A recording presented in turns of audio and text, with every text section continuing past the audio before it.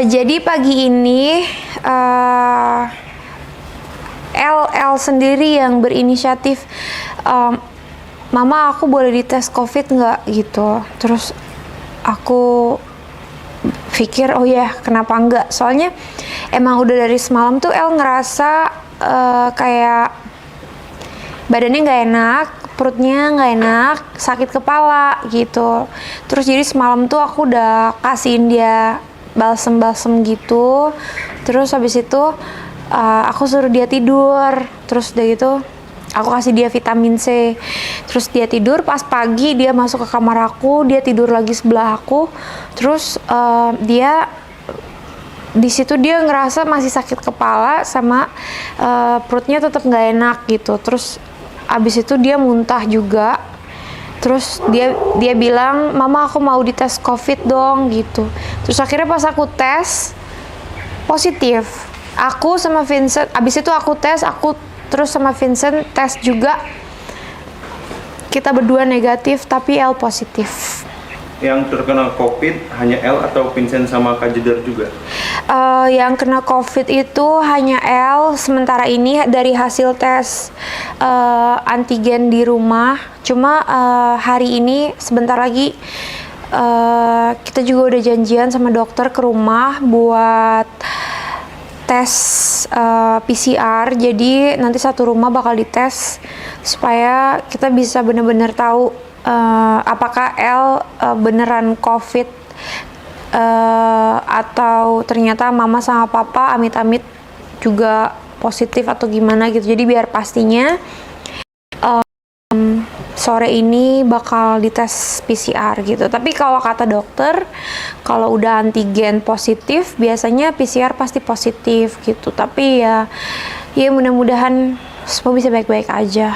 Bagaimana kronologisnya bisa L bisa positif?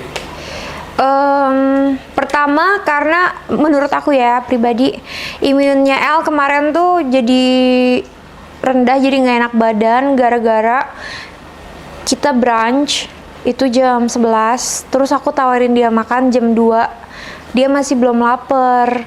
Terus aku pikir oh ya mungkin habis brunch jam 11 itu dia masih kenyang kan, jadi aku biarin. Nah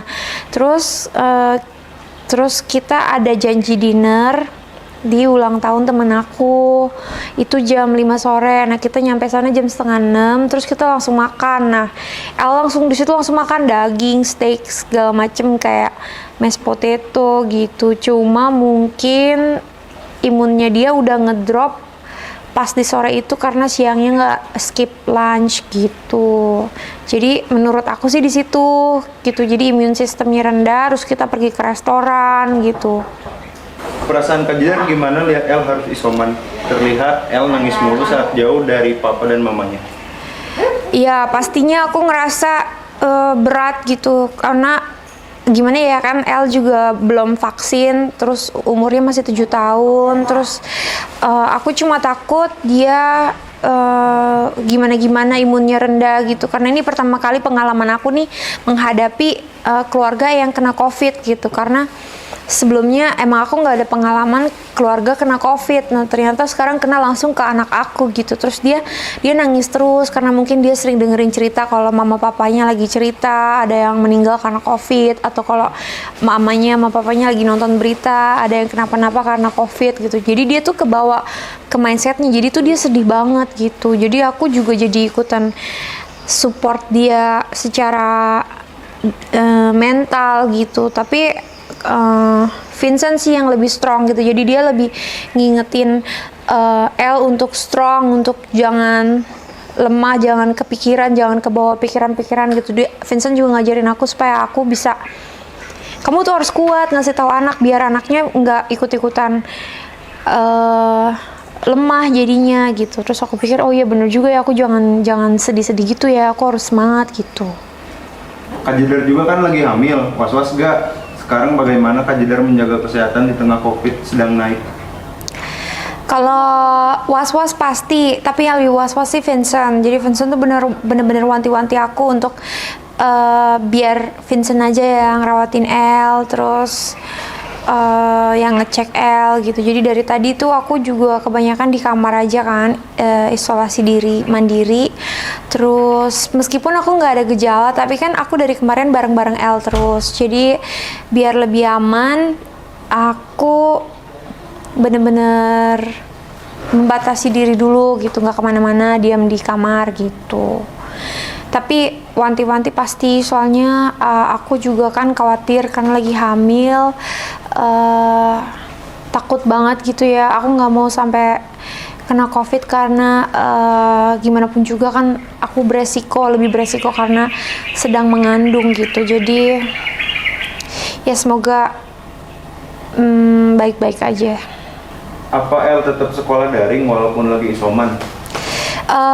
Hari ini karena El tadi pagi masih shock, dia masih nangis, jadi hari ini enggak, tapi besok akan lanjut online school lagi karena menurut aku anak biar fokusnya nggak sakit terus atau kebanyakan nonton terus atau main game terus, jadi mendingan aktif di online gitu biar dia juga masih bisa ketawa-ketawa sama temen-temennya dia gitu di kelas online. Hal apa yang ingin disampaikan untuk teman-teman di luar sana yang masih gak percaya dengan adanya COVID?